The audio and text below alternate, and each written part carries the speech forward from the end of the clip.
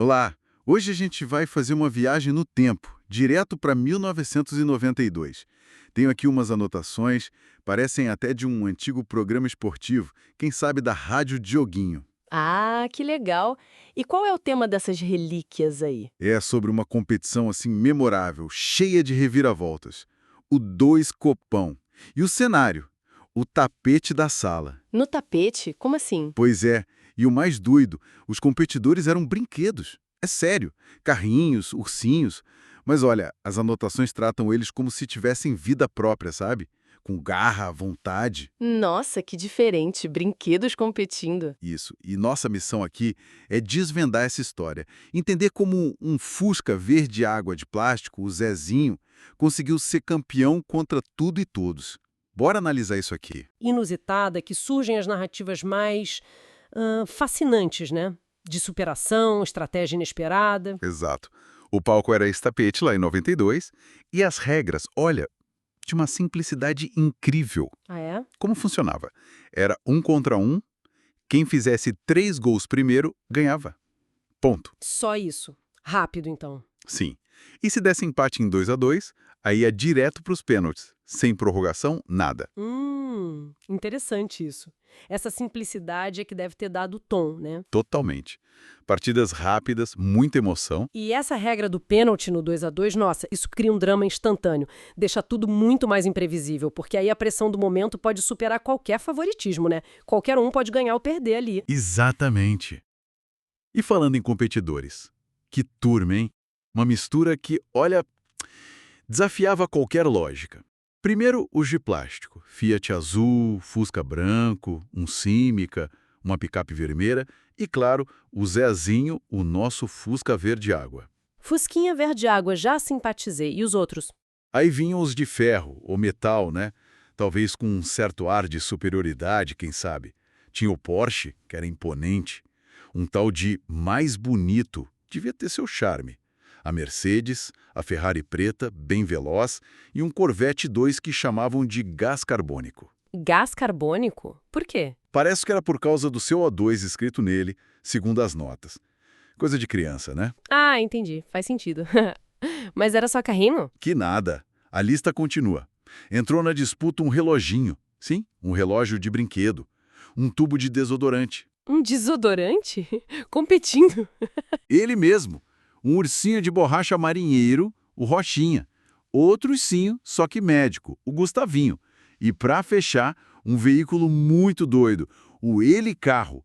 As notas descrevem como um helicóptero com rodas. Meu Deus, que elenco variado. Isso sim que é diversidade. Não é só plástico contra ferro que já sugere uma dinâmica de peso, como deslizavam no tapete, talvez. Pois é, Mas as formas. completamente diferentes.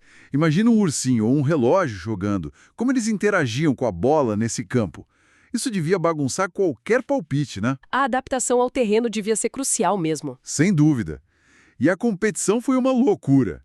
Logo na primeira fase já tivemos resultados que, olha, Balançaram as estruturas. o Fiat Azul ganhou do reloginho 3-1. O Porsche confirmou o favoritismo 3-0 no mais bonito. O desodorante O desodorante ganhou? ganhou 3-1 na Mercedes. Mas aí veio a primeira grande zebra como tá aqui nas notas. Conta, conta. Roxinha, o ursinho marinheiro, despachou a poderosa Ferrari preta.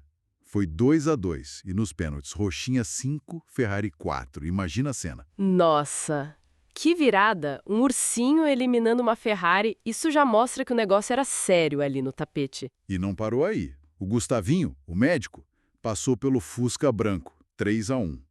O Cimicar surpreendeu o gás carbônico, 3-0. O Zezinho, nosso herói, começou bem, 3-1 numa Mercedes também.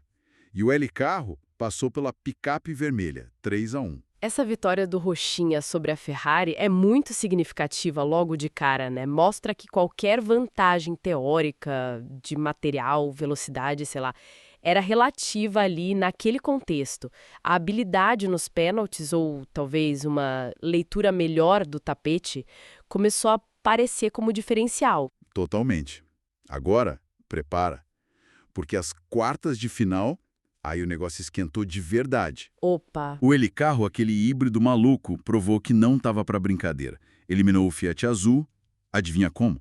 pênalti de novo. Na mosca, 2-2 no tempo normal, 5-3 para os pênaltis para o Helicarro. O Porsche seguiu firme, 3-1 no Símica, e o Zezinho, o Zezinho, O que teve com ele? pegou o Gustavinho, o ursinho médico, que era forte. Foi uma batalha. Empate em 2-2 e Zezinho ganhou nos pênaltis, 4-3. Ali ele já mostrou que tinha nervos de aço, sabe? Uau! Segunda vitória seguida nos pênaltis pra ele? Não, essa foi a primeira dele nos pênaltis. Mas teve mais. O Rochinha, de novo ele. Outra vitória nos pênaltis, 2-2 contra o Desodorante e 5-3 para o Ursinho Marinheiro. Caramba! 3 das 4 partidas das quartas decididas nos pênaltis. Isso mostra um equilíbrio, uma tensão absurda, ninguém tava dando moleza. Impressionante, né? E se a gente olhar o padrão, tá claro o crescimento de figuras como o Zezinho e o Rochinha. Não eram os favoritos no papel, talvez, mas estavam superando adversários em momentos de pressão máxima. Isso sugere uma resiliência sendo construída ali, jogo a jogo. É verdade. E aí fomos para semifinais. De um lado, o duelo dos reis dos pênaltis. Zezinho contra Rochinha. Duelo de ursinho contra fusquinha. Isso. E aqui, o Zezinho parece que encontrou o jogo dele, sabe? Venceu por 3-1. Foi mais autoritário. Garantiu a vaga na final. E a outra semifinal? A outra era o favoritíssimo Porsche contra a grande surpresa, o Helicarro. Mas aí, o Porsche foi fatal. 3-0. Sem chance para a zebra dessa vez. E o Porsche foi para a final, buscando o bicampeonato. Então ficou assim. Zezinho contra Porsche na final. Que cenário! Pois é. De um lado, o Zezinho, o fusquinha de plástico simpático, vindo de batalhas duríssimas, 2 delas nos pênaltis. Uma jornada de superação clara. Do outro, o Porsche de ferro, poderoso. Campanha quase perfeita, o favorito disparado. É a narrativa clássica do azarão contra o gigante, né? Perfeito. E afinal, final fez jus a esse roteiro todo. As notas falam de uma atmosfera eletrizante ali no tapete. Zezinho azarão contra o potente Porsche. E o jogo Lá e cá. foi disputado? Muito. Empate em 2-2. O Porsche fez os gols dele. Mas o Zezinho, valente que só ele, foi lá e buscou o resultado. E adivinha para onde foi a decisão? Não. De novo. Pênaltis. Pela terceira vez na campanha do Zezinho. Era o teste definitivo para os nervos dele. Meu Deus. E como foi? As anotações são enfáticas. Dizem que Zezinho foi impecável, mostrou uma frieza absurda, sabe? E ganhou. 4-3 nos pênaltis, Zezinho era o campeão do segundo copão. Incrível. Que história. As notas até concluem dizendo que ele calou os críticos e fez história no tapete da sala. É de arrepiar. Nossa, essa conquista do Zezinho é fascinante mesmo.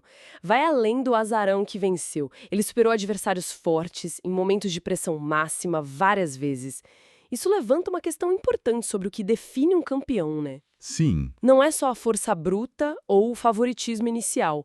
O Zezinho mostrou uma capacidade incrível de performar bem sob pressão, o tal do clutch factor. Talvez ele tenha desenvolvido isso durante o próprio torneio. E, quem sabe, uma adaptação melhor àquele tapete específico, né?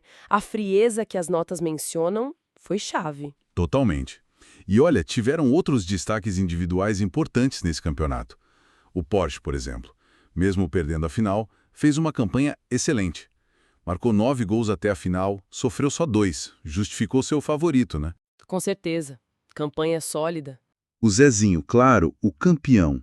Além dos pênaltis, fez 14 gols no total. Foi o artilheiro e o símbolo da superação. E não dá para esquecer o Helicarro, a grande surpresa chegando nas semifinais.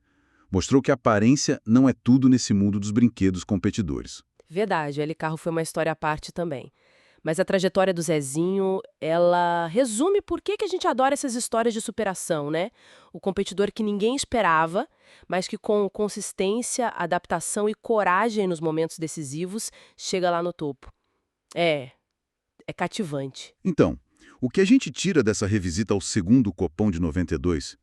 Vimos uma competição ganhar vida num tapete com regras simples criando um drama complexo pra caramba. Uhum. Acompanhamos a jornada incrível do Zezinho, o Fusca de plástico, que superou os gigantes de ferro, ursinhos valentes, e levantou o troféu nos pênaltis. Uma lembrança de que grandes histórias podem surgir dos lugares mais inesperados.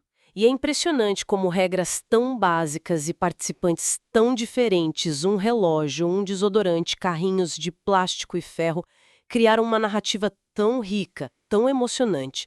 A história do Zezinho é o exemplo perfeito de como o improvável nos atrai, como a superação gera aquele momento, nossa, talvez a simplicidade das regras tenha permitido que outras qualidades, como essa frieza ou adaptação ao terreno, brilhassem mais, né? Exato. E isso deixa a gente com uma última provocação para pensar, sabe? Inspirada pelo Zezinho. Mamba aí. A vitória de um carrinho leve, de plástico, sobre adversários de ferro, mais pesados, num ambiente específico como um tapete. Será que a gente não subestima demais como o contexto, as regras, ou até características que parecem fraquezas, podem virar vantagens decisivas? Boa pergunta. O que, no fim das contas, define realmente a força de um competidor? Talvez seja algo bem mais sutil do que só o material de que ele é feito, né? Fica aí para a gente pensar.